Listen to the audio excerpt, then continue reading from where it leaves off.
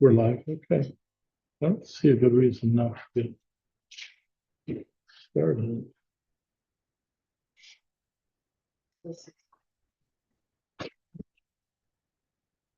I guess that is a good.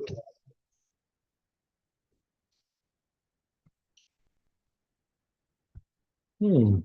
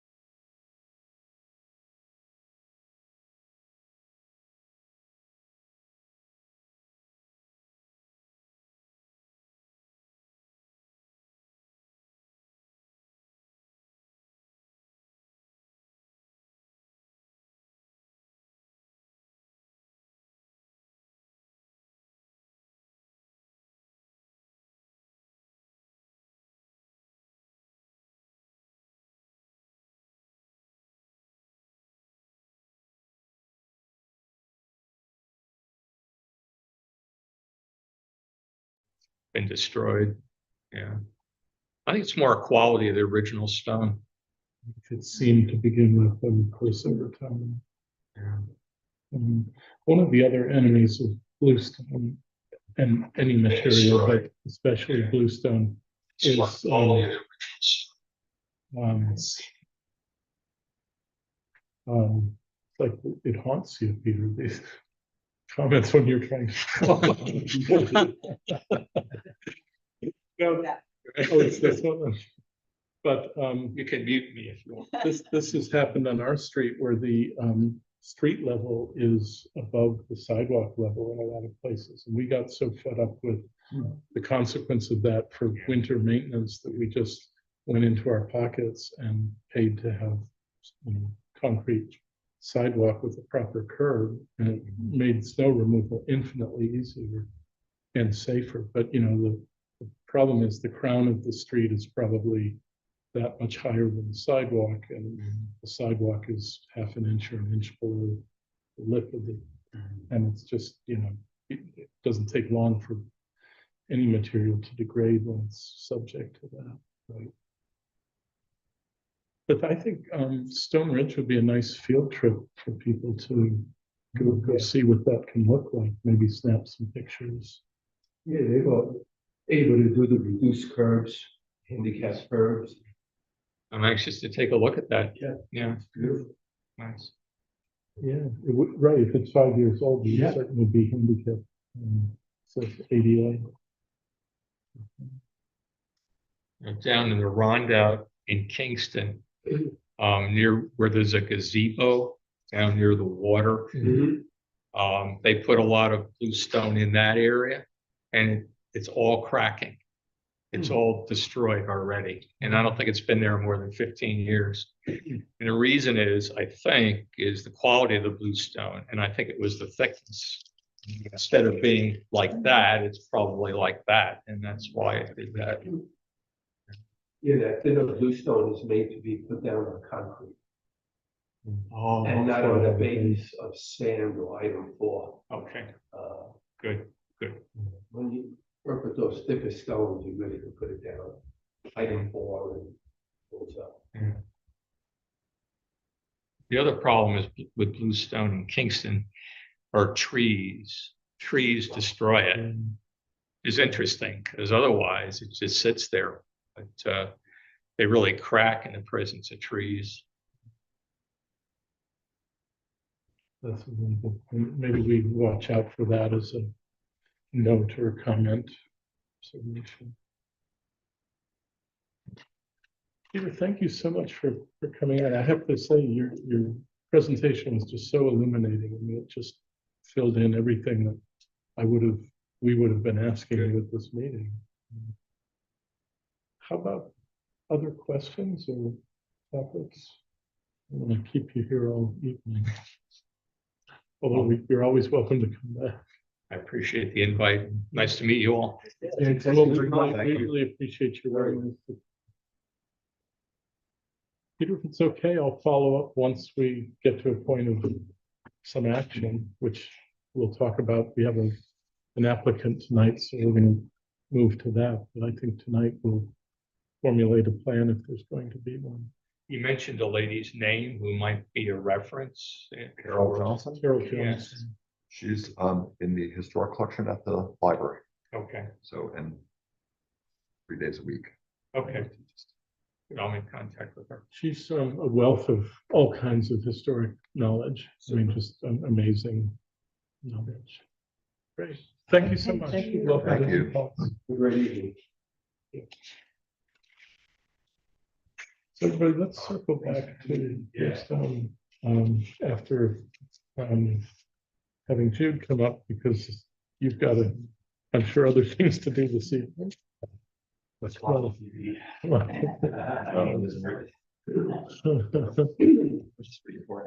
It is, yeah, both are. Everybody, just so we all know what we're doing. At our last meeting, we approved the plan and the first phase of this application. George, you probably want a little background. So the porch at 17, actually 17 is the, is that the location or is that the office? That's the location. That's the location. So it's a two-story house with a porch that's degraded, but even more, it's dangerously degraded. Like the railings are ready to go. Plus, Huguenot Street, there's an image.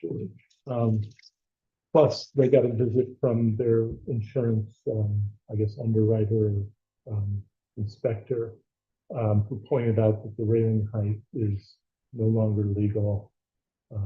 So combination of needing to replace it and to bring it into compliance with modern code, got to the point of, you know, figuring out a plan. And the plan we figured out is the upper story is just roped with safety ropes to get it up to a legal height. And then the plan is starting this summer, do the top balcony and the lower porch next summer. And then we just kind of left the details to this meeting, which is what we are now.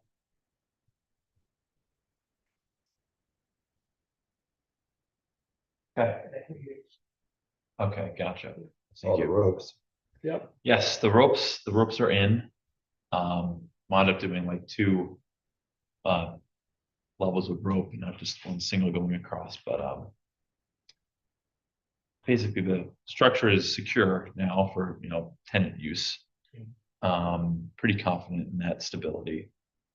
So now it was more of just a matter of finding materials and then kind of getting a concept of how we would piece it all together. I would say like replacing the columns should be relatively simple. There's pine, just look at my materials.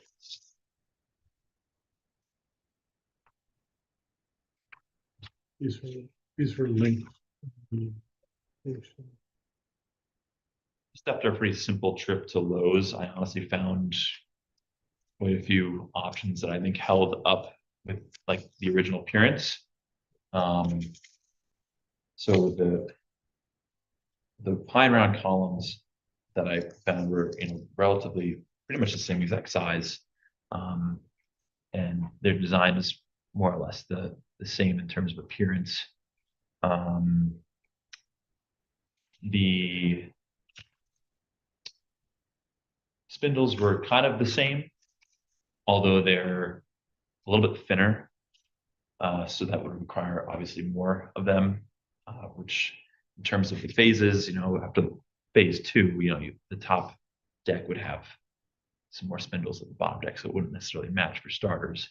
I could do some more research and see if I could find something that's wider, but the spindles I did find had the exact same appearance. The outline was the same. It was just the thickness. I'm guessing your present ones are 2.5. I think they're 2 flat. Yeah, it's like a true 2.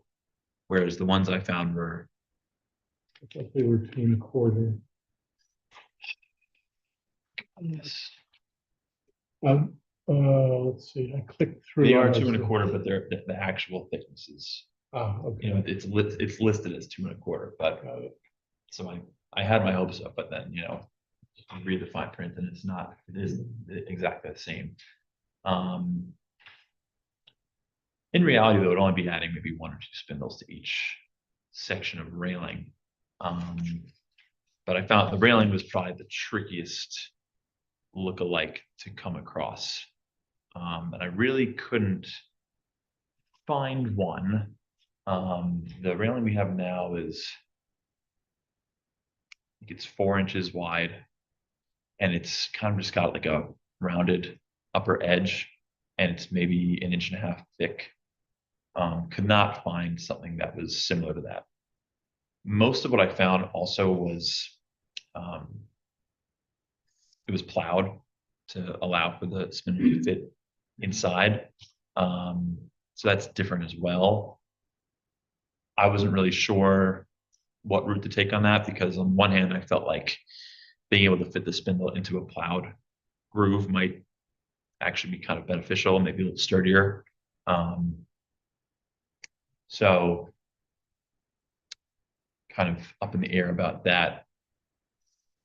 But in terms of like the process, really kind of want to maybe prefabricate some of the sections of railing because they're obviously all in between, columns. So I figured we could probably build them separately in our workshop and paint them there, which would be a lot easier. And then kind of, instead of taking everything down at once, remove a column and brace it up, add the new column and put in the new section of railing, kind of go section by section over the course of the deck. And then, that was basically the construction process. We're probably going to run into different problems because some of the pieces have been kind of mismatched over the years. And like even the column on the east side is actually, I think, an inch wider than the other ones. There's a couple of random little patches thrown in there.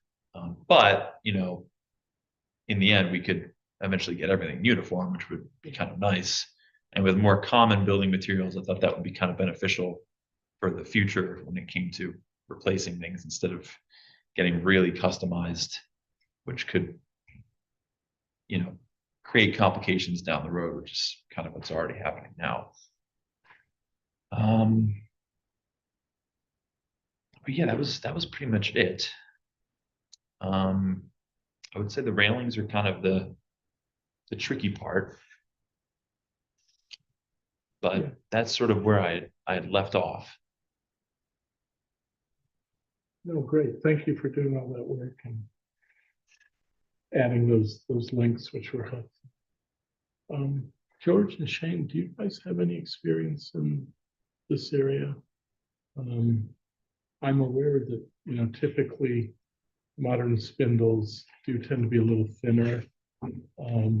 It's also true that the gap is going to narrow, so maybe thinner is going to look better than it would otherwise.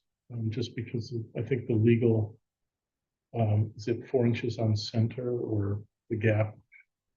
4 inches at the widest point, I At the think it widest is. At point. yeah. So that's going to tighten up the spindles quite a bit because I think it was like somewhere in the 5 to 6 range. Is that what code is today? Code I think is 4. Yeah. Well, Yeah. I think you might, a good source for the materials might be to speak to the manager at ProBuild, Builder's First Source, Yep. Scott Felder. And yeah, he has a lot of different sources to get. You should be able to find exactly what you want there. Yeah, I was gonna say the exact same thing. Yeah, They're gonna have more options than Lowe's. Yeah. the other guys I've had some success with are Williams. There's one in Roundup, and it's a good one. I think at least as good in Rhinebeck. It's a bit of a hike, but they're really good too.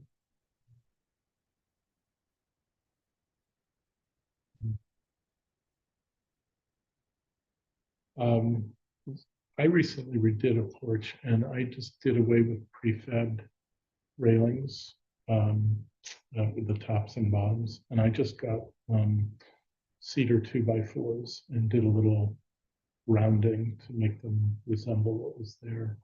Okay. And, the advantage of cedar is pretty significant. It is more expensive, but it Yeah. wasn't that much more. in the Mhm. scheme of things. Yeah, I wasn't really sure what route I'd be able to take, but I mean, I think we would kind of prefer that too than just going with the basic, like factory Yeah.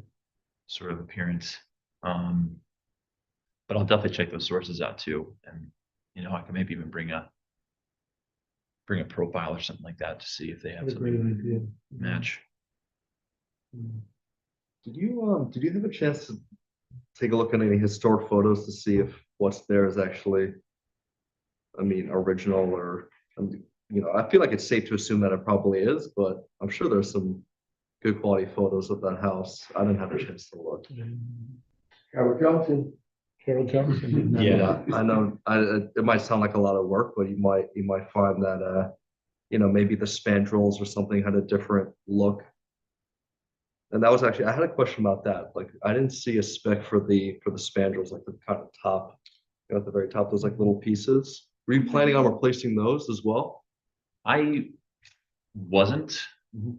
because they don't seem to be as in poor of shape as Yeah. the There's other also not pieces. like a code requirement for those, Yeah, exactly. but But they do kind of resemble the thickness of the spindle. So and they also kind of line up, right? Like on the first floor, the spandrels. I think Do they? I mean, Not quite. No, Okay, well then, A little bit, never yeah. mind then. I just assumed they were gonna be taken down, cleaned up and put back. So yeah, I was assuming the same thing. I would just say then, just make sure that the column that you choose, like that flat part, is tall enough to accept, the spandrel and that rail dying into it. Yeah. So it's not like an awkward meeting. And I feel like the profile of the spindle that you linked to was pretty similar. I didn't pick up that it was thinner. I feel like the profile of the spindle was acceptable and to me looked more or less the same, but the column was was a little bit different because the way you had described it was that actually like this the spindle was a little different, but the column matched. But I actually saw it the other way. So maybe just see what they have at Builders Pro. Yeah. I feel like they're gonna have something that matches that. Yeah. And you might just want to add when you check that, you might want to just measure the height of the spandrel to see that top portion of the column could accept the spandrel rail dying into it. Right. Because you're gonna, the nature of that higher railing is that same column is gonna have to be higher to get that shoulder up to accommodate a 36-inch. right. Exactly. So you're gonna lose a lot of. Exactly. And also double check the code because I think it actually might have to be 42 inches. Just take a look at that because I'm working on a project on Long Island and we're doing like a second floor like dining deck and the code read and it was New York State code that it had to be 42 inches. But just double check it. Okay. It I know the village said it was. Oh, really? Okay, so then it might be fine, but it might just be worth just double checking. Yeah, it before I you will go definitely apart. double check. Yeah. Yeah. So Could I raise one other thing? I noticed at Lowe's that the product you linked to was the 4.5 inch or 4.25 inch post or column. They also have a 5.25, and I think that maybe those are 5.25. One of the things I've noticed is sometimes those narrower ones look really spindly on a house, and I think on balance, if these are closer to 5, you'd be much better with a little more mass. Yeah. Yeah. Yeah. I have to look at my photos again. I didn't think Because- to measure when we were there. Yeah, because I think I might have put the wrong link in because I think there was. Yeah, because I think it was what I looked at was a wider. yeah, you listed it as a 6 in the description, but Yeah. then the link went to the 4.25. Yeah, I spent kind of a little while looking at various materials. So I might have just gotten mixed up with what pages I was on. Mm, Yeah, because the one I'm looking at is a 6x8, but it's like a 5.25 yeah, in reality, which is what I would have gone with. So that was incorrectly listed. But I also wanted to come here and get recommendations for other potential sources too. yeah. I think 2 good ones are Pro Build. I agree with Mhm. George and Shane; they're really good there. But Williams is also really good, and they don't seem to have the same suppliers. Like sometimes I've struck out in one place, found them in the other, or they're very expensive. Same thing is expensive in one place and better in the other.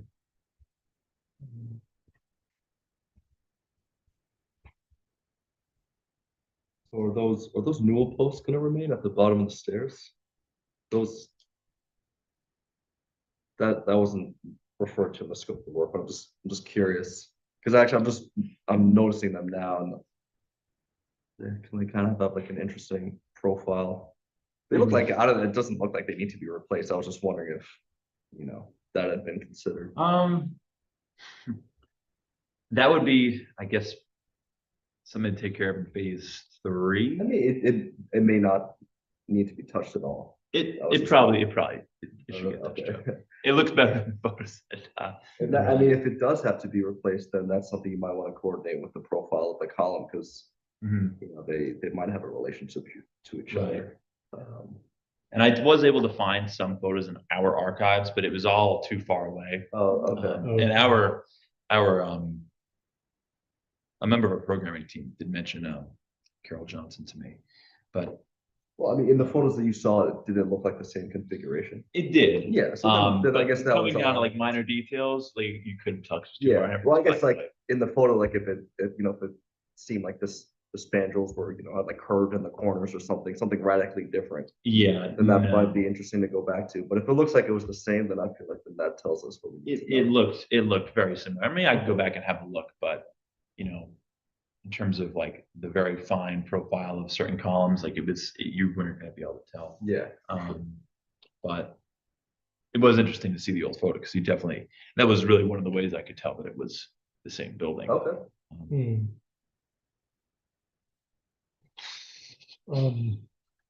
Jude, I was just looking at the price of those rails. And I think that looking into the cedar 2x4s could save you some money. Yeah. The spindles that I attached were a real pain because they were curved and you had to get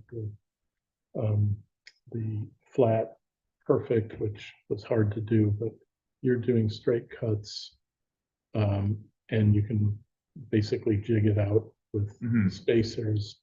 Right. And what I did is I went in with narrow-headed stainless steel construction screws, did a little bit of putty over it, and they're as weatherproof as could be. Yeah. And they've got the strength of, going all the way through. Because they're asking the 12-foot sections, 105, I think, $104. I think that would be I think the cedar would be very competitive. And it's got, a lot of weather resistance. Yeah, that was kind of one of my questions because looking at all the railings that I did see, nothing really satisfied any sort of look-alike, but I wasn't sure whether rounding 2x4 was going to be, if that would be frowned upon or not. No. Okay. I don't think so. What do you all think? I mean, I think it's got the advantage of, I believe the width of this is only like 2 3/8 or something. Whereas the 2x4 it's 2.8. So you're going to get, an extra ½ inch plus, almost 3/4 of an inch of mass, which I think would be probably preferable. Okay. I wish I could say I could recover those prices. It wasn't that long ago, but I'm pretty sure I got rid of my receipts by now. Yeah. It's okay. I mean, it really wasn't, I don't think it's going to break the bank for us. I mean, it's got to happen. So. Gotta happen. If it gives you a few more years, then you are ahead. Yeah. George and Shane, do you have any wisdom on this? One of the things about wooden posts is that they tend to wick up from the porch. I was gonna say you should, George was probably about to say the same thing. You should prime and paint any of the areas that you cut, like, where the railing meets the column, like make sure that cut edge prime and painted because water will make its way into there. Right, George? Absolutely needs oil primer too. Yeah, exactly, yeah. It's hard to get. I've even seen composite bases that just get it off the floor a little bit, and you put something non-rotting between the floor and the bottom of the column. In fact, we saw that, didn't we, when we did the site visit? One of those columns was just being eaten up from the bottom. Yeah, that's what's happening to most of them. So yeah, I'll definitely take that into consideration. We'll add that to the to-do list.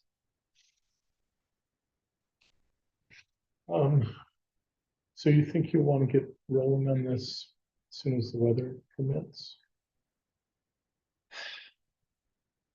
Yeah, I mean, I think the sooner the better.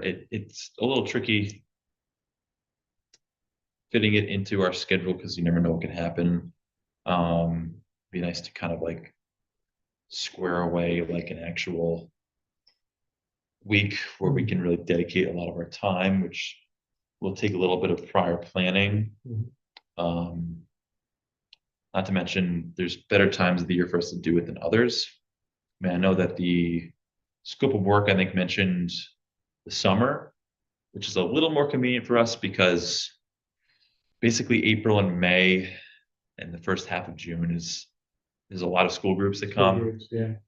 So like a lot of our time is dedicated to just opening and closing buildings and making sure spaces are clean and set up properly. And then there's just events that take place over the weekends and stuff like that that we have to take care of as well. So it's easier to kind of squeeze in like smaller projects during those weeks. But once school's out, I find that July and August are actually pretty slow. And our normal daily tours seem to decrease during that time as well. They're a little bit higher on the weekends, but during the week, it's really not as much. So gathering materials and that sort of thing too will take a little bit of time. So I think July and August would probably be more realistic. Not to mention, just kind of, I mean, we could probably do prefabrication of certain things before then. Yeah, I was gonna say that plan strikes me as very smart, where you can have them ready and Yeah, anything that we could do off of the deck, just to even just efficiency's sake.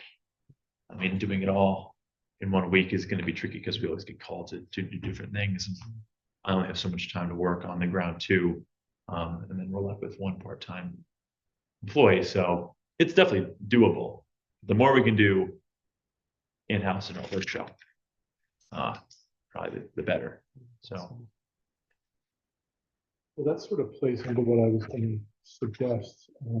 I was hoping you wouldn't say, yeah, we want to get going on it like in April. mhm. What if we were to ask you to come back next month, having looked at your options up at ProViz? Yeah. And I would include Williams for sure.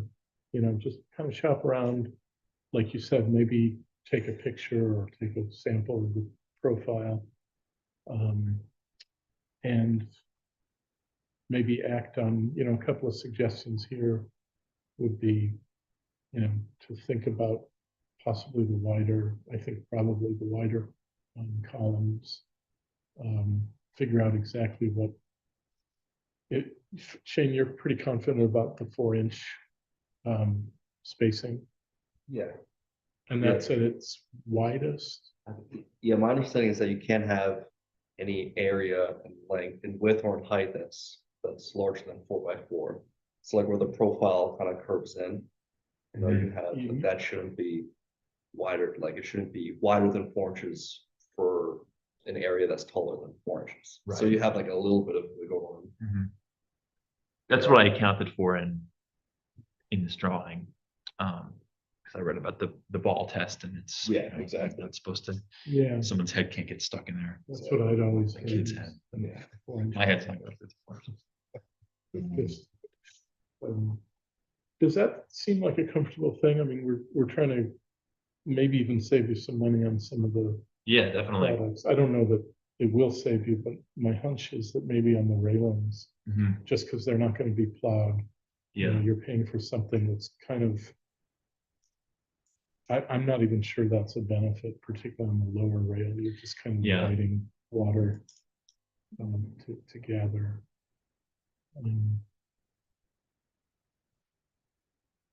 Yeah, I have no problem with that. That sounds like you can compromise.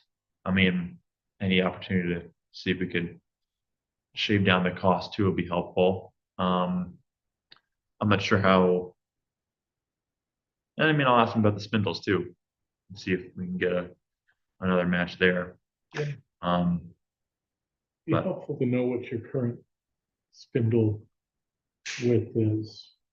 You know, if it's massively wider, we probably want to try. it's definitely 2 inches.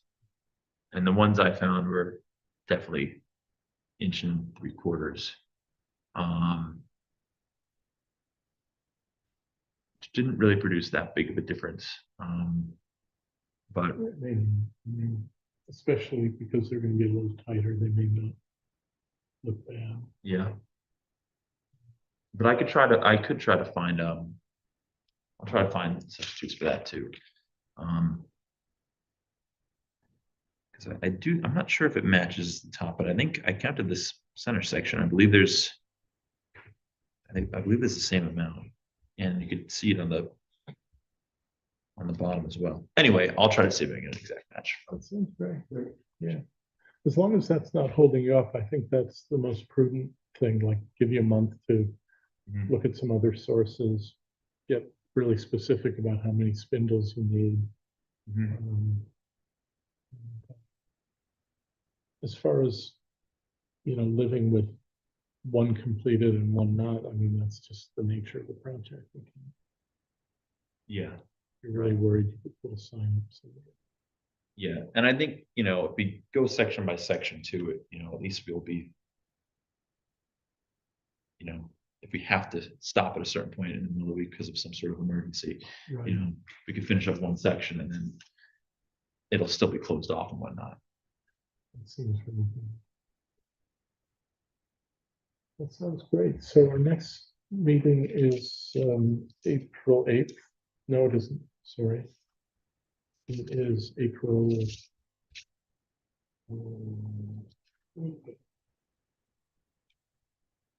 The Monday, April 8th. Oh, so it must be April, whatever that following Monday is.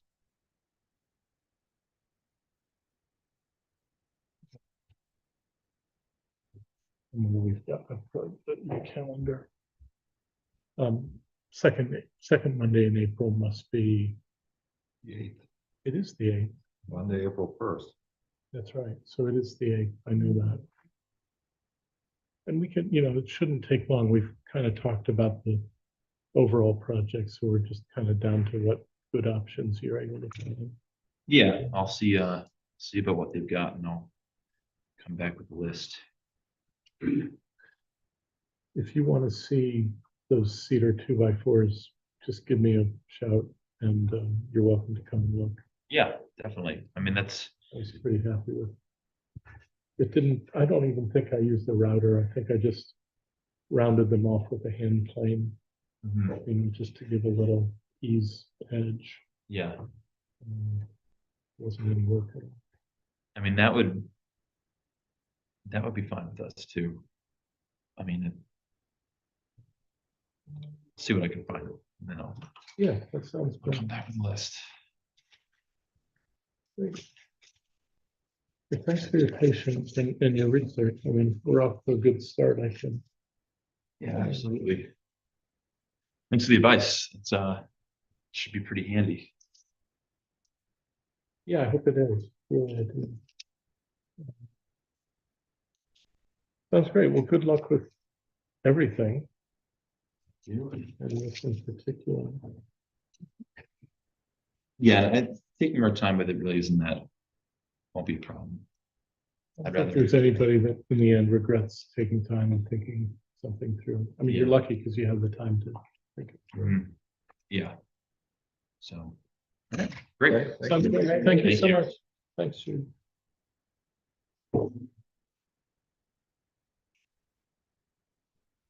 Clicking along.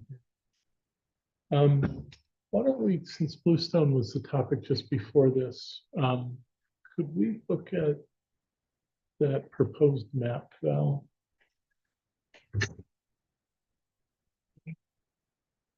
Yeah, several of us are near computers, so maybe it's better just to bring up. So let me say at the beginning, this was just me like taking a wild guess at what at least initial or at least reasonably fair division of labor would be. And you probably worked out that I just sort of went with the neighborhoods each of us live in or near. My idea was like in the next month, or if we want to make it a 2-month window, just to walk those neighborhoods with a form in hand, just kind of making notes, and then at some point we could compile them or create a Google Doc and people could maybe that's even easier, just a Google Doc and people can upload their own findings if we feel like we want to even go that far. But my basic question is, does this seem fair? Is this something we want to do? Gladly. Yeah, Are you okay? the distribution, yeah, it's fine. It felt about right. I mean, there's size, but there's also density, and it looked like a reasonably fair version of that. George, I didn't give you an assignment on this, but if you want to take some of it, or maybe you could do the Stone Ridge thing, take some pictures up there. If that's convenient, just we find out what's there, take a picture. Peter reminded us that we also have platforms and stoops. Those are private property, but I guess kind of on the edge of things, we could at least mention them. And then I'll know what we have, and we can see if there's more to do. So post about this.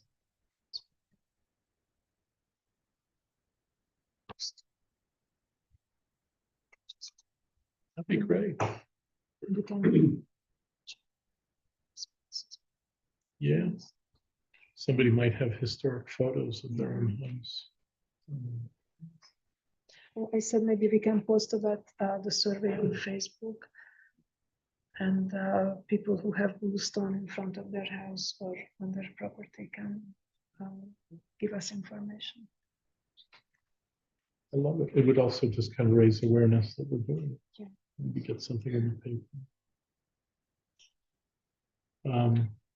Would anybody like a tweak to the map? It's easily done if anybody feels like.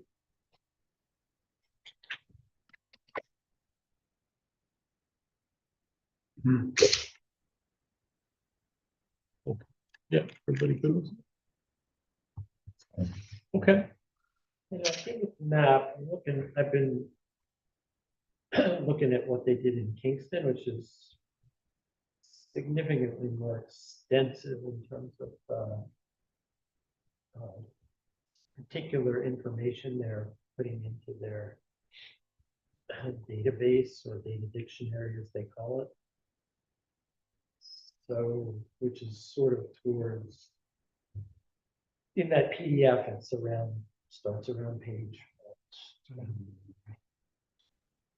27 or so. I didn't pull it up to them. Yeah. So maybe we want to have a look at that and decide if there's any particular items that that we're interested in. I mean, their goals were perhaps different from ours. What were they recording, Michael?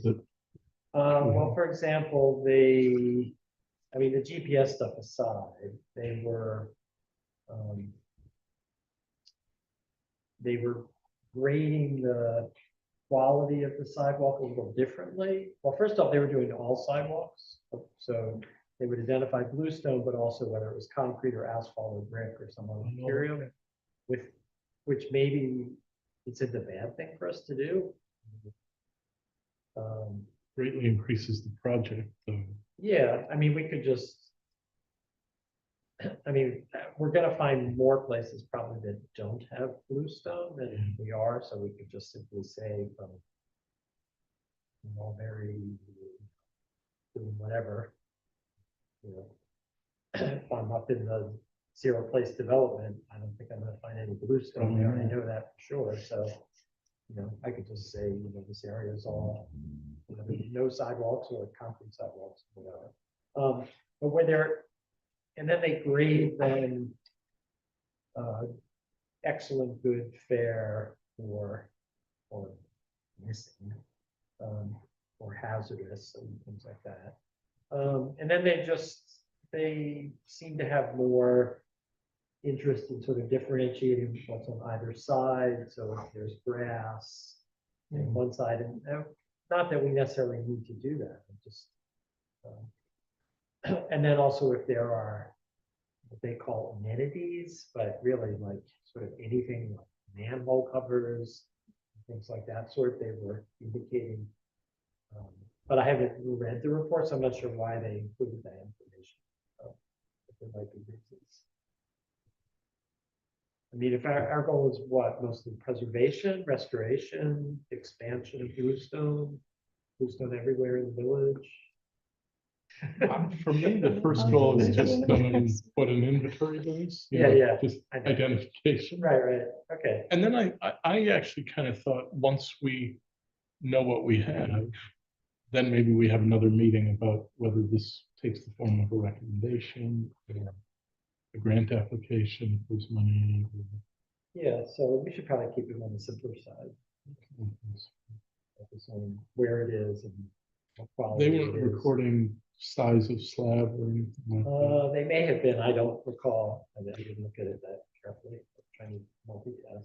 Yeah, I think it would be helpful to like just have an understanding for the survey before we all go into our, respective areas as to like, how do we assign a grade to each piece of bluestone? Because I don't know what I'm looking at. Like I know if it looks, like it's beat up or not, but I guess just, specify what it is that determines the Yeah. quality and the grade. And they probably have something in this Kingston document. Maybe we could just adopt that, but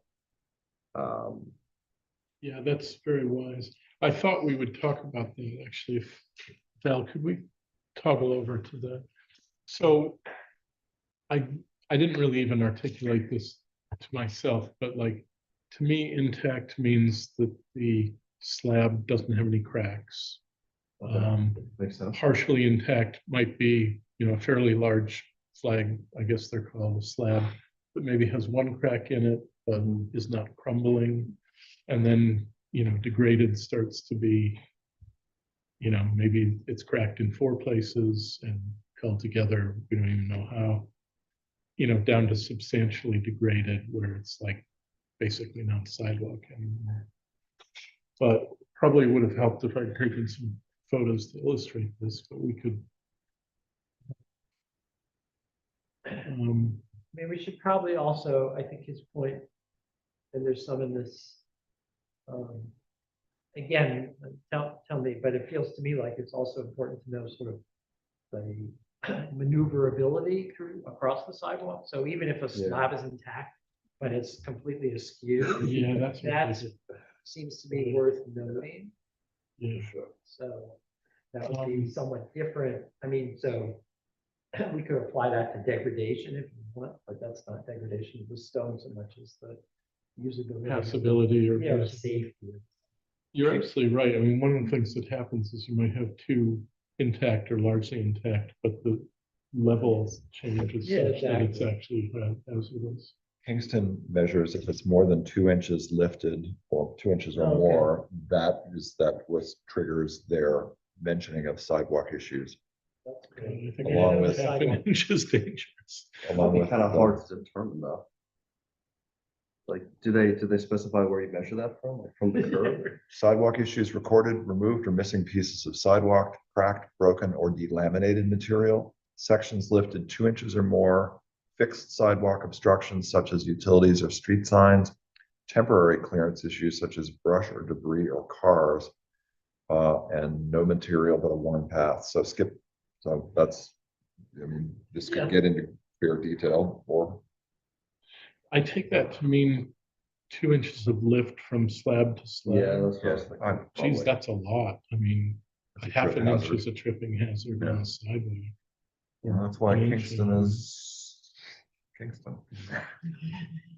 Well, what if we were to include, so one of my thoughts on this form is let's not make it so complicated that everybody's 10 minutes at every location, but you can just kind of at a glance tick a box But maybe we could add a box that is just like, passability or safety, Yeah, we could just put it in the comments Yeah, too, just have safety. just as a, safety concern, yeah, just cover all of that. right, And I'm assuming we're gonna be taking photos, yeah, that's right? right. Yeah. So I think we should set a standard for like what we take photos of.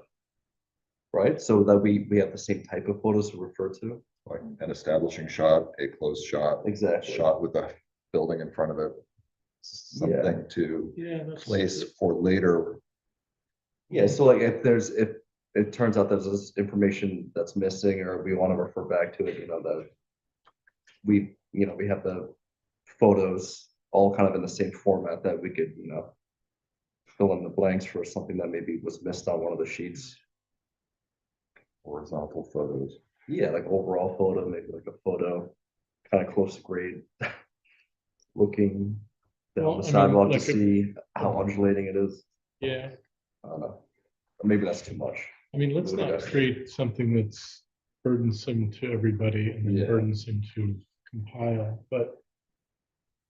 I mean, would like a bird's eye sort of standing over the slab to see that it's degraded, Yeah, exactly. and then maybe something from like the street or across the street to show. I sort of feel like I mean, I could be wrong, but there just isn't that much bluestone in New anymore. Maybe that- So I feel like, I feel like the more photographs where there are, a good set of photographs is worthwhile. I would probably err on the side of taking more where there is a sidewalk, because they're just, I can sort of only think of like half a dozen places in the entire village that I'm aware of, but I might be missing big sections. Well, time will tell. So, There's still not a fair amount, but there's some on my street. And I guess Yeah. I'm a little. there might be bits in places where there's just some, I mean, I certainly don't know. Where This may go very quickly. I mean, how do you all feel? Then it becomes a task of now you get home, your phone is full of these photo numbers. How do you remember which street or which street address? I mean, I guess you could mark it on the form, right?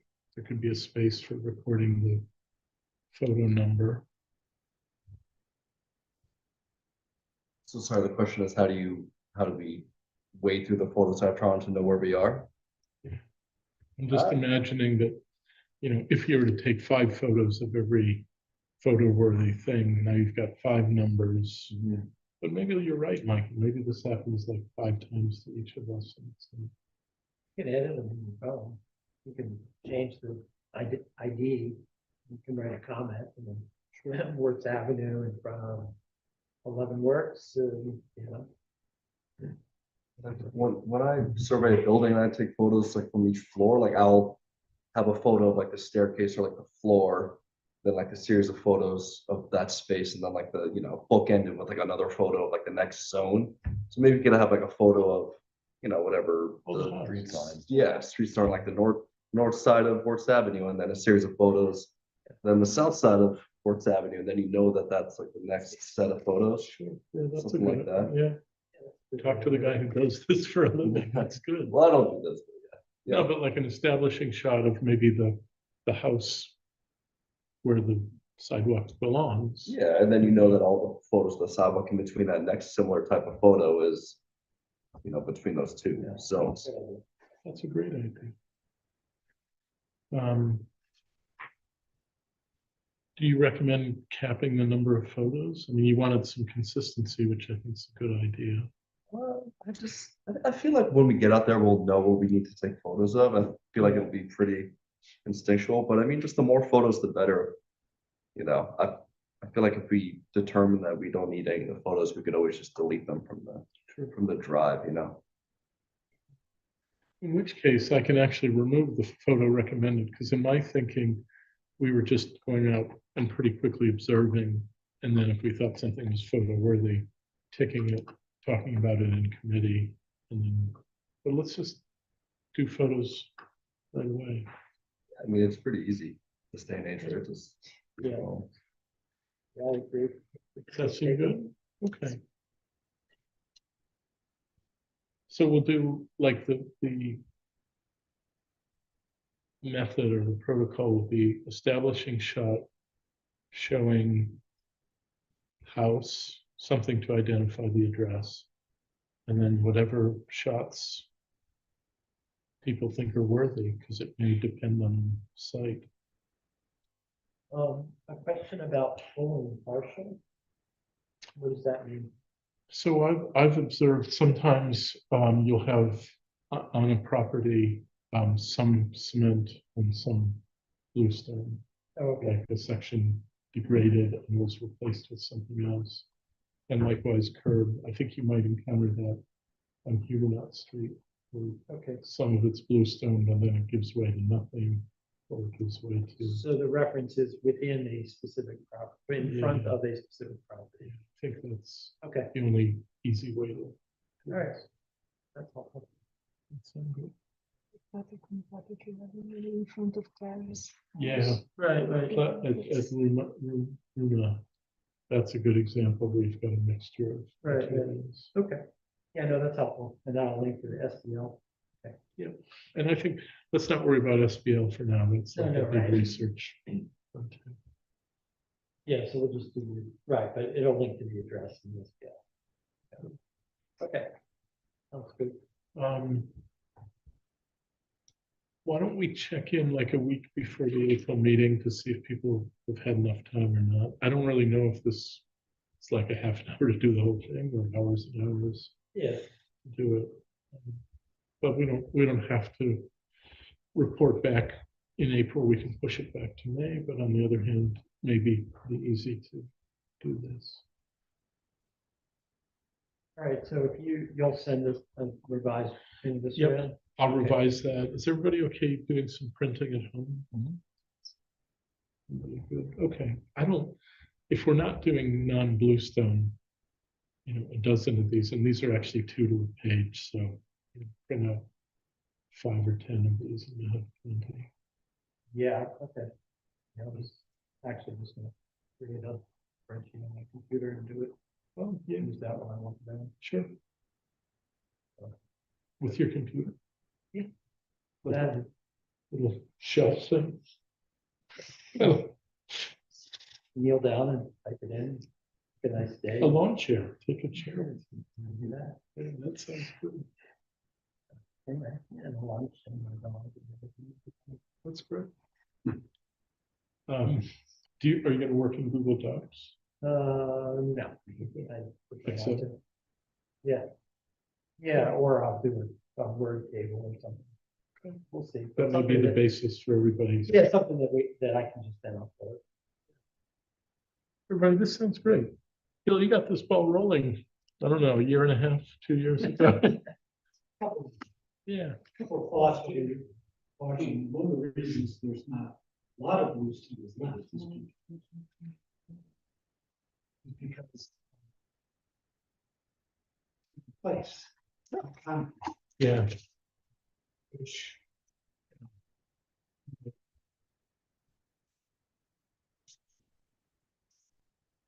yeah.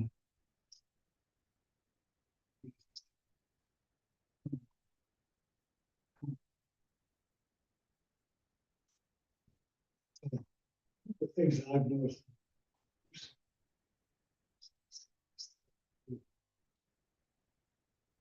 Is combination.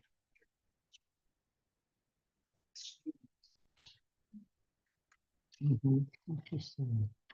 Notice that. Besides the street, if you just said. Bluestone.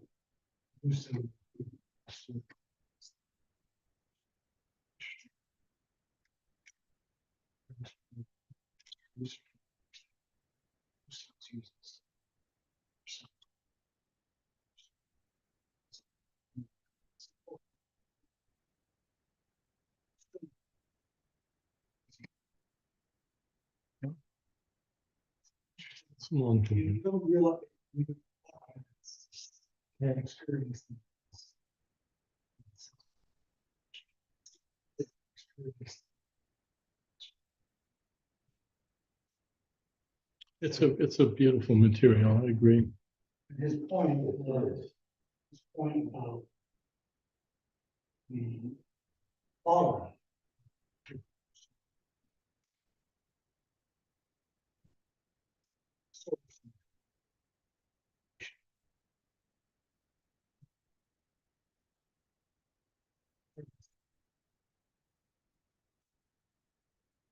Sometimes you get that little red tint as well. That may be bluestone from elsewhere, but there's a kind of gray red and it can be very beautiful.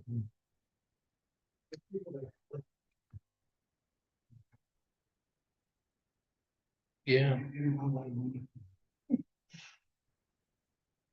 well, I'm excited. This feels like something we can really do for the community. Well, let's see what we can do about section E and F. Maybe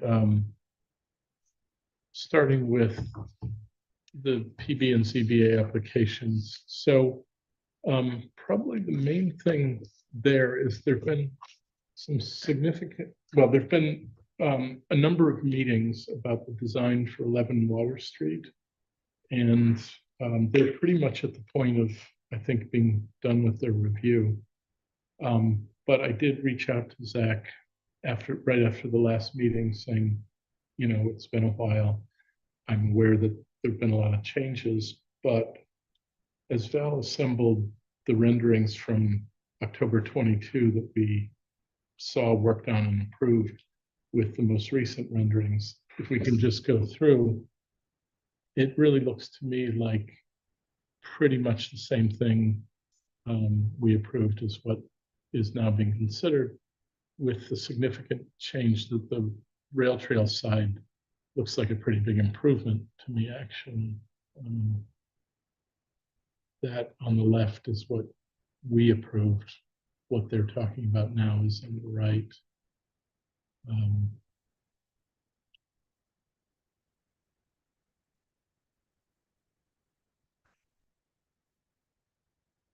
And so I'm thinking, you know, I don't think we should be obstructive, but I think our role is to approve what is finally going to be built. I'm comfortable with these minor changes, but we should have a conversation, which I can report back to the planning board.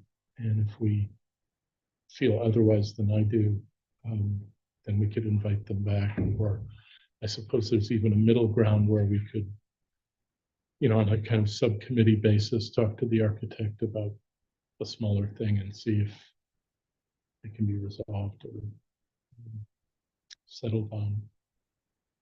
But what do you all think? I look at that and feel that like substantially it's the same.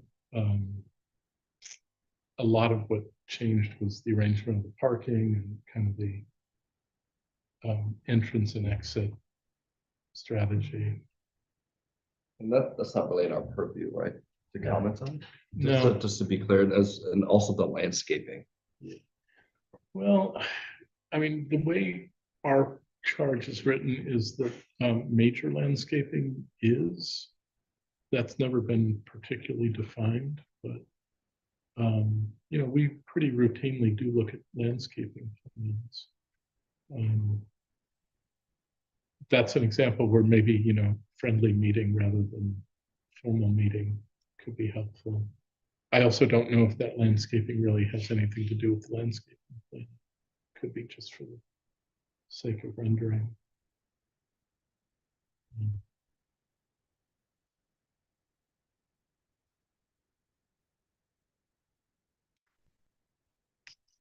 What are our thoughts on that?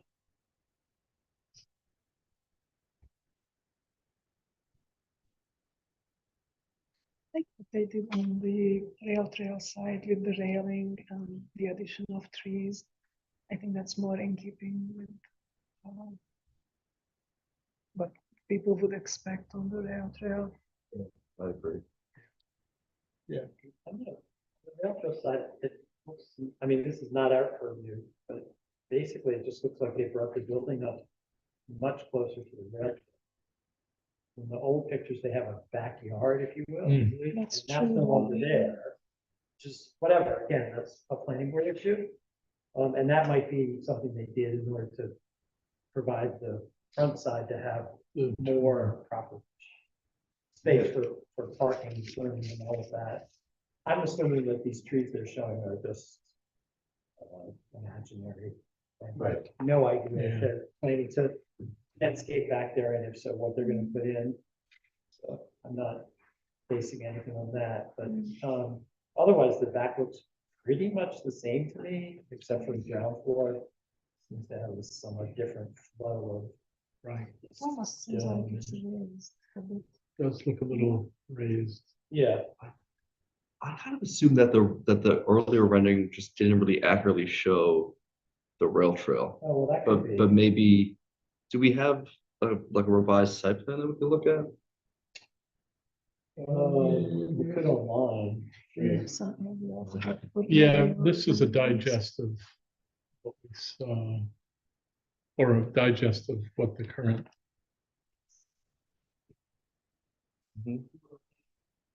Okay, I'll take a look.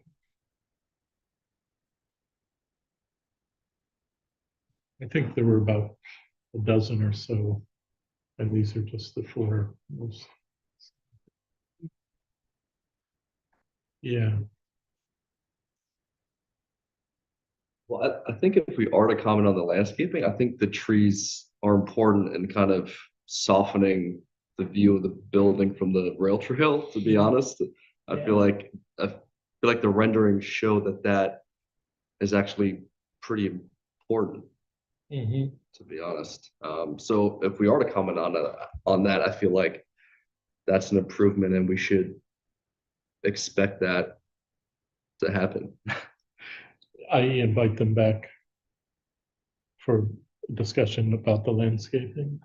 I think it could be helpful, or at least just maybe some kind of confirmation is, if this is what's being shown is accurate to what is, what they're proposing, because, I mean, yeah, I mean, we all know how it goes with renderings. I mean, sometimes you just kind of embellish a rendering with trees and landscaping to make it, to kind of show certain intent, but like, is this actually what they're proposing? Because I feel like it looks good, the newer renderings that is, and I feel like it actually helps the architecture, be a little less imposing on that part of the rail trail, which I feel like is some of the concerns from the public, Yeah, So I feel like that's successful. Michael, do you remember to what extent the planning board really digs in on landscaping plans, or would it depend on composition of the board? At Zero Place, we hired an outside landscape architect to review their landscape plans and make significant changes to it. So certainly within their purview. I can't speak for the current board and what they do. But, yeah, I mean, in some ways, the question is, if they're not, then maybe we should, and if they are doing something on that order, then maybe we just back away and let that happen, given that it's not principal focus of it. yeah, that's what I'm looking at now. Sure. to see.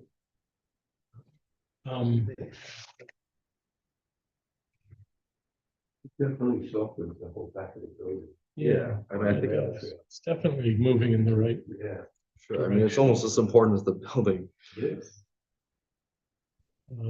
especially with how people, have come to expect. I mean, I walk my dog on that part of the rail trail every single day, and what's nice is the shade and, Yeah, I mean, there are a few trees now where these would be that are in the picture. I mean, they wouldn't be planting 30-foot trees. but some of those are tagged, right? They've had the orange ties on them. Like, what is the fate of those trees? Are they being saved? good question. Usually,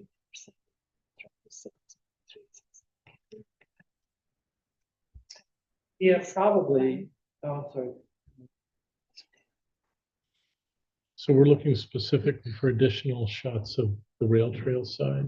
I mean, the latest update to the site plan, which is that I can see in the folder with dated January of this year, late January, has two sheets, existing conditions and the site plan, and it has a whole series of trees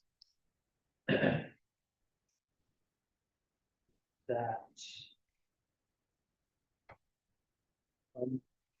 mostly the same on the two, on the rail trail side, so I'm guessing those are trees they're gonna keep. Because they're there in both the existing and the developed plan. And I don't see a landscape in there with the big. Oh, yeah. Well, I mean, is it easy enough just to put this as a query to the chair of the planning board? You know, that if they're not looking at it closely, then maybe we should.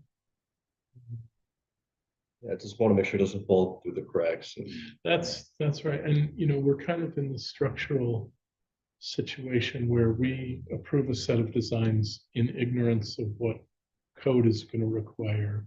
Then, you know, in fairness, the applicant has to go to a lot of meetings, make a lot of changes, but we don't really have a process where that loops back to us at any point, which is why I kind of pushed on the planning board to let us have another look.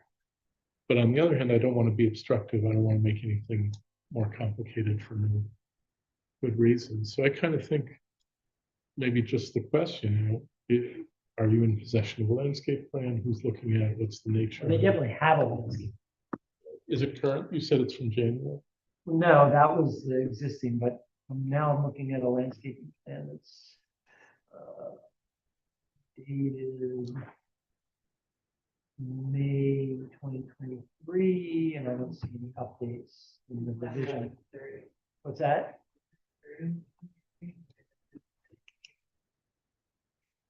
Oh, it does. Oh, in the consultant memos. Okay. It's actually an email. Sorry, that was 11/20. 11/30/23. Okay.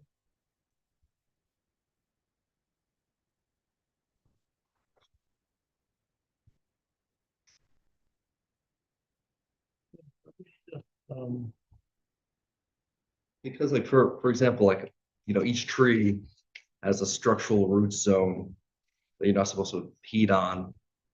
And I mean, I'm saying this without having taken a look at the most recent landscaping plan, but it might be one of those things where if you're not aware of what the structural root zone of the tree is, and then the design impedes into that, it's like, well, is the tree gonna go, or are we gonna accommodate the design to, like, are we determining that the trees are gonna guide the landscaping, you know, the existing trees to remain gonna guide the landscaping in that area?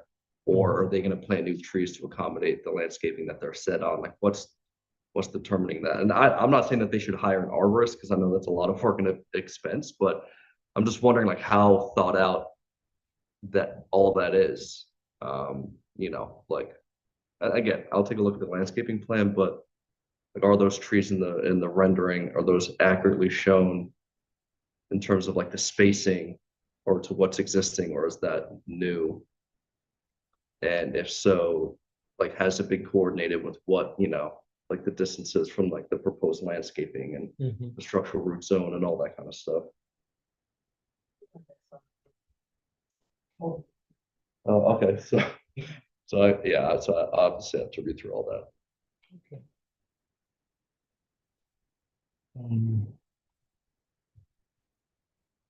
But Yeah, I don't see what you're looking at now, but that's right. Look some more. Well, let's do this. I mean, this might save you some work, Shane. I can just start by asking, you know, what's the status of your review of the landscape plan? Is the 11/30/2023 the current one? Ask some of those basic questions about whether those trees are generic, you know, for the purposes of the rendering, or if they're what's really on the plan. And if just they're new or existing. yeah, to your point, you know, somebody should look it over. Doesn't, Yeah. I mean, we don't need the And work. Exactly, because I've worked on a landscaping project where the very first thing we did was determine what trees were gonna remain and then work around that, the structural roots areas to not disturb them. Like, I'm just wondering, again, like what's to remain, what's proposed. And if it's all been coordinated or if they're gonna, run into issues later on to achieve the landscaping that they want, and if some certain trees are gonna have to cut down to accommodate that, or if it's all been coordinated. I think that's a pretty easy, straightforward one. And if you'd like, I'll copy everybody, why not? Yeah. Just do that. Okay. Yeah. I mean, in a different civic context, like we'd all be full-time people and our office would be down the hall from those other full-time people and you just like figure it Just out. walk down the hall. Yeah. But it doesn't work that way with volunteer groups, meet once a month or twice. Okay, so I will write a memo email to Zach. And I'll CC everybody. And I think we'll have an answer. Let's, So I can save you the 11/29/2023 folder. Okay. Well, it's dated November 30th, but inside the folder is a file called 2023-11-29E22. And it keeps going, but that's enough. And the landscaping plan that's in here, most recent was from their landscape designer. It was from 11/23/2023. So it's got a table of all the, 11/23/23. yeah, so Okay. Okay. it has a drawing, then it's got a table of all the plants Okay, that great. they're proposing. So that's probably all you'll need. Perfect. Okay. So I'll take a look. Do you want to take a look Yeah, before sure. I write this email? Because it may just seem to be badgering them for no good reason if it's under control. For sure. Yeah, I'll take a look at that. Thank you, Michael. I'll download it and send it. That'd be great. Great. That'd be Thanks, Michael. In terms of other things from planning board, so they have some updates on 5 and 7 Prospect Street. I don't know that we have any more room. I mean, like that's kind of a mystery again, like where we are with that. We gave a set of recommendations that seem to be largely taken on by the planning board. And in my last email to Zach, I sort of offered to go back to that and the offer wasn't taken up. So I don't know if we have a role anymore, which I think is kind of lamentable because I'm not sure that that's going to come to good. It is. And then 27 and 29 Main Street, site plans under review. There were some concerns about parking. I haven't really dug into that, but again, I think we've kind of done our work so far, up to this point. Any questions on these things? Okay. Oh, yes, so that is actually coming up under the Huguenot Street report. So we're almost there. Yeah. Could you briefly tell us where we are with the art show? Any updates? Yes, one of the students who attended our last meeting, Quincy, he has been in touch with me and we had a number of email exchanges and a phone conversation as well about the art show. He is going to write something about it in the Oracle, and he's also going to interview some of the artists who have participated. I gave him a few names, so that's in progress. And another artist from last year, Ryan Kraus, a young photographer, he is going to write a piece in his publication, Ryan's Photo Works. It's an online publication, and he also has printed copies of his paper. He will give us some samples. He features local photographers and their works. So he will publicize our event as well.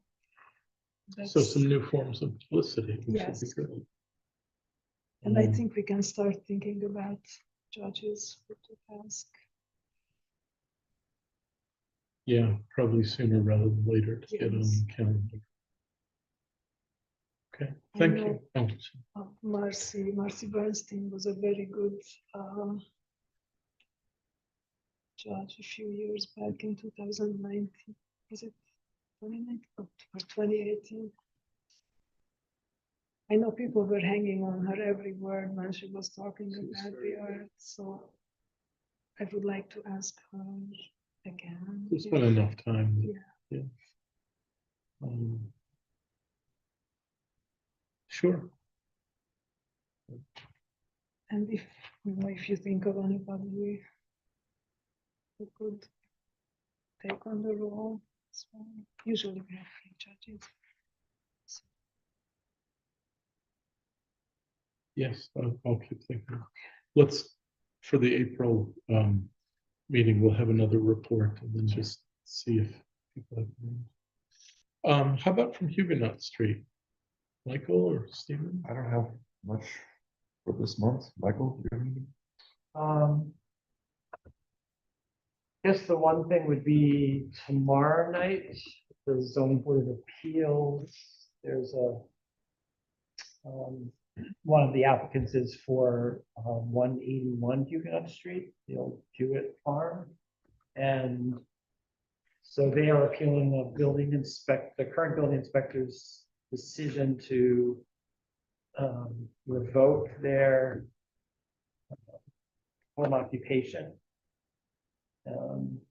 list approval that was done by the previous building inspector back in last year, second half of last year. So they're appealing that decision and they've asked neighbors to come out and if they are interested in expressing their support for that.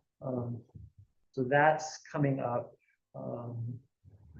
And I am planning to, I've had some fairly detailed conversations with them as a neighbor and former village, whatever. So I have written comments and I'm planning to speak. I will let the ZBA know I'm a member of the HPC, but am not speaking on our behalf. And I might reference the version I have at the moment references a comment that was in our approved minutes about our basically acknowledging that it is an appropriate use within the historic district, and that's public information. So I'm just going to quote from that. If that's okay. If not, I'll just delete that. It's really not a major part of what I have to say. So So it's public information. yeah. So Doing anything except reiterating a position. yeah.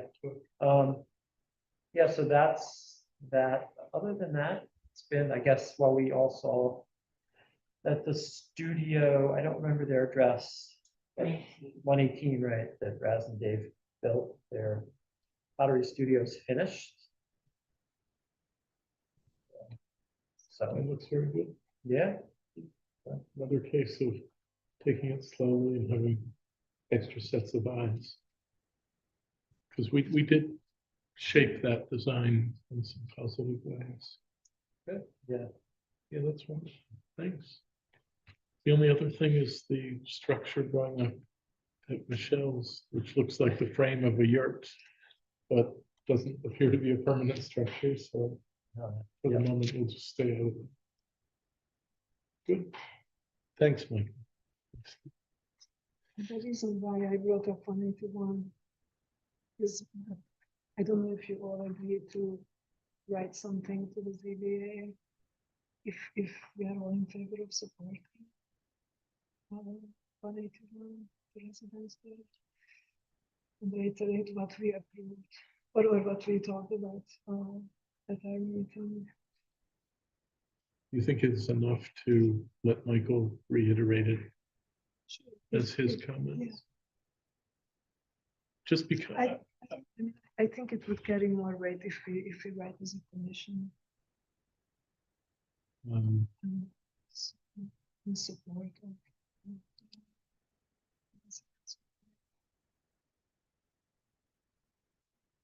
I certainly am personally in support. I just feel are we reaching beyond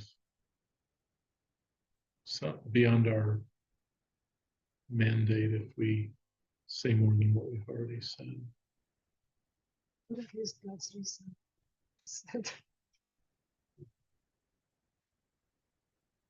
I don't know how correct it is to overturn something that was already approved by the previous building inspector. Well, according to the applicant's attorney, it's legally not okay, but that's a matter for attorneys to agree or disagree on. They cite, he cites certain case law and other attorneys may have other case law. That's their job. So I'll tell you, my appeal to it is not from a legal perspective, but from the fact that two building inspectors came up with different points of view. Why should one be any more right or wrong than the other? And then I'm going to talk about something that their attorney, the ZBA's attorney, brought forward, which was explaining to the ZBA sort of what the purpose of having the home occupation codified in, and essentially it's like many other things, it's designed to make sure that if somebody's operating a business in a residential neighborhood, that it doesn't adversely impact the quality of the neighborhood. And the current building inspector used a metric to make this determination that is not within our code at all. We used a quantitative measure of how much space the school takes up. But he ignored the temporal impact, which is they're only there 24 days out of the year and only for 3-day stretches at a time. And so, so that's my approach to it, is like that it's a very low impact, at least from my point of view. Other people who live in the neighborhood may feel differently, but that's how I'm going to present it. And I know their attorney is going to make a legal argument, which you're asking. So it raised the question, what other decisions would he overturn? Sure. Yeah. Where is the end to this? How? Just don't understand. It seems, yeah, you're deep into kind of legal theory about when a duly appointed officer makes a determination. Is that final? Is that subject to review or revision? I have no objection to reiterating our position. I just don't think it's within our purview to get into the legal rights and wrongs of what the building inspector determined. Necessarily the legal aspect of it, just our view of the whole project, when it came up the first time, when the ladies came to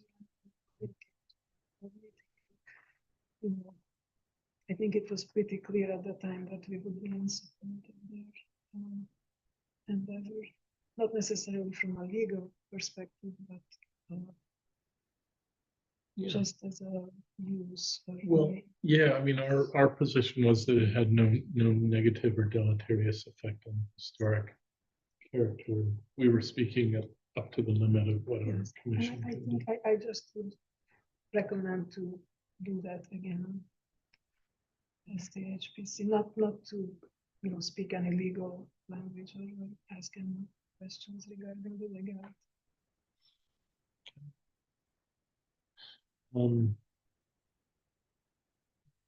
I think, given that this meeting is tomorrow night, It is tomorrow. So if we wanted to proceed, we could entertain a motion to reaffirm position that we took. I'm afraid I don't have the date in front of me, but that will be recovered. Reaffirm the position that we took at that vote and authorize Michael to represent it tomorrow. Or if somebody else wants to speak, that would be fine too. I'm not able to go. I'm actually leaving town. Did you want to comment? But it's tomorrow at 7 and the public hearing will probably start around 7 or by 7:15.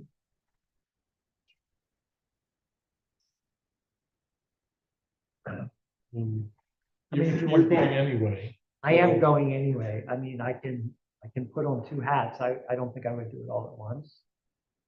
I can speak with my comments, and then if you would like, I can separately say, you know, that as a member of the HPC, if we don't, a majority of us approves it, that we're reaffirming her position and read that. I'm fine to do that, and so. I'd be very comfortable doing that. It's nothing more than a reaffirmation of a time where maybe the circumstances have changed a little. If you're comfortable doing that in a way that makes sense to you, Michael, keeps, your personal comments as neighbor Oh, yeah. it's distinct, which I fine. know you would do anyway. You would just need to send me what it was, because I have it, I have the minutes from June 12th. So it would have been the previous meeting. Okay. Yeah. Yeah, if you would just send that to me, then I will either read it in full or whatever. Was the memo to the building?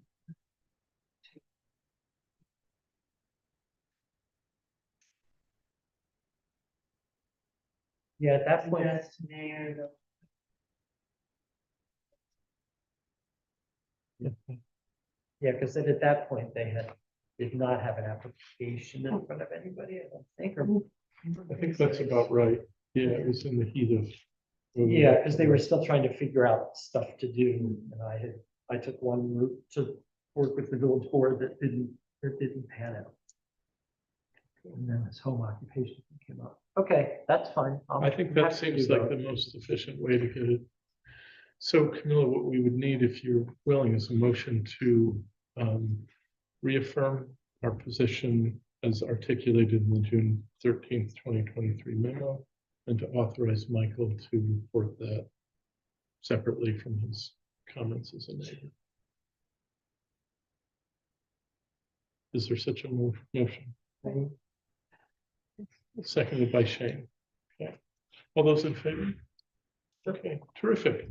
Yeah, I think that's a Thanks for great, doing that, Mike. yeah, that's very good. That's the best Okay, way of making that decision. Good, thank you for raising. That has a little more teeth than just. formal thing. Camilla, what about 12 Plattekill? I reached out to Claire, but I haven't heard back from her. I sent her a picture of the windows. It's this picture, yes, right? Yeah. asked about her plans, if the window would remain the same or would be recreated, but I haven't. This is all over trying to save the shape of that window if she's doing refenestration in the house, and this can be replicated. This looks like some work to do, so Camilla's just digging in and seeing if it's possible. So we'll just wait to hear from her. I know that it took a while to get quotations at all, but she did. Item number 4, I think everybody's aware that we have a new CLG coordinator / liaison up at SHPO. Francis Stern has been copied on the last couple of rounds of communication. I think I copied everybody on that, just wishing her predecessor well in her new position in the private sector. And part B of that is we did hear back from her predecessor with some suggestions on how we can better form our suggested code revisions. Michael's been nice enough to coordinate that and get it ready for the village attorney to turn into legalese. So I think that process worked quite efficiently, actually. They got back to us Yeah, they were quite quickly good. and specifically. Yeah, I have to go through her stuff in detail and make changes. Do that. That sounds great. Bill, you want to watch for Michael. Michael, at some point fairly soon, will be sending proposed code revisions that have been kind of shaped and refined by SHPO. So they've already kind of passed Albany's muster.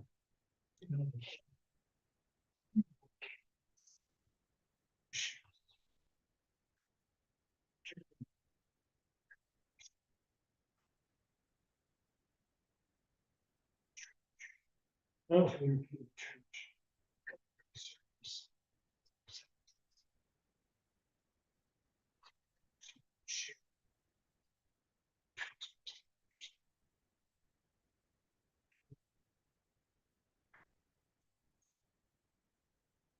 This is SHPO specifically, they sent us requests based on the what, quadrennial review, yes. um, to make some revisions to the historic preservation chapter.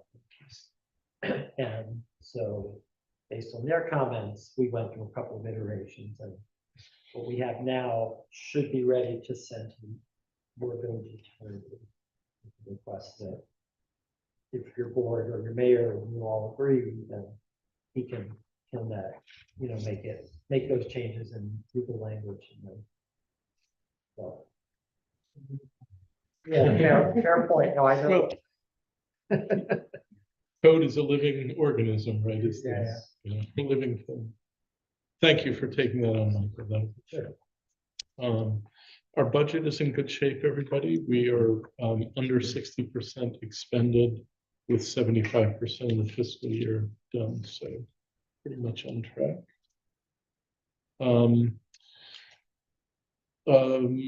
March 19th is another chance to do the harassment and discrimination webinar.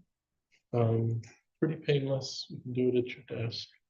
And within, I think, well within a week, I got certificate back. You just have to kind of watch for it when it comes.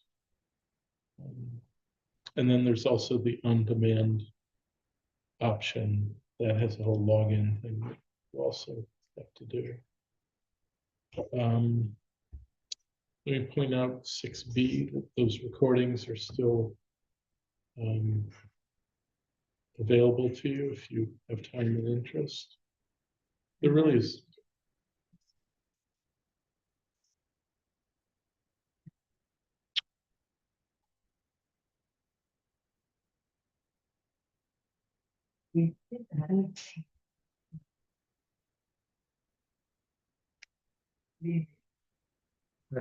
Yeah, that could be good.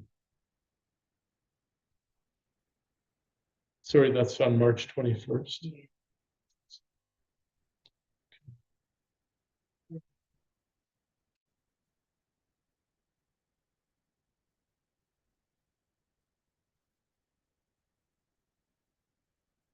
Speaking of email, I think, Shane, you sent your message to everyone about your new HPC specific email. Oh, yeah, I emailed you, Val, I think on the member list. Yeah, I need some periods in there. Oh, really? Okay. Yeah, no problem. Thanks for correcting that. Yeah, no worries. I think I have it correct in my own computer. Oh, I can check and see if I have. I've been getting the group emails, it just didn't appear correct on the list. No worries. Val, 7A is membership renewal. Do you need a vote for that, or is that just? It is an expense, 100 a year. Yeah. So everybody, our membership in APC always seems like a pretty good expense. It's always been in our budget. Do we need a full motion and approval, or? Okay, I honestly can't remember. I move we renew our NAPC membership for current year. Another year. Secondly, all those in favor? Okay, so that's done, thank you. So the pilot plan for oral history recordings, kind of the same place as last month, except just today I sent off this massive project that I've been working on. So I suddenly will have a lot more time, and I really do want to get that going. I'm excited by the idea of a series of little oral history recordings. So I hope, maybe not in April, just 'cause I'm just going to be traveling a lot, but you know, soon I hope to have a couple of examples that we can review and see if it's worth scaling it up in some way. DRB guidelines, Shane. It's been a source of Sometime anxiety this for me year. because it is, No, I'm the one that's holding this up. so not really. I've been bad too, but one of I appreciate you saying that, but it's, No, it's it's- definitely on me. I absolve you both. thank you. I actually did revisit the window guideline a little bit over the last weekend, just to kind of get the momentum going again. So we'll see. I mean, you said you're traveling a lot in April. Yeah, rest of this month and early April. So like, you know, by April 10th, I'm back and have lots more time. Okay, So that would be nice. so let's Um, reconnect then. Yeah. And George, the thinking here is we started to do little like 1 or 2 page sheets on specific guidelines for design thinking. Like we started with split aircon units, like where do you position the compressor? What are some of the things you can do to put it in a less conspicuous spot? And we wanted to scale that up a little bit, you know, do one for windows and doorways and siding materials, and just, you know, little quick guides for the public. But it's proved to be just hard to find time. Yeah, yeah. That's just one of those things. And then the member list, I was going to announce it as done, but we'll just get one more iteration of it. Don't print the one that's just went out. Everybody, any new business? Just ask something about the guidelines. Do you think maybe we should add gutters to it?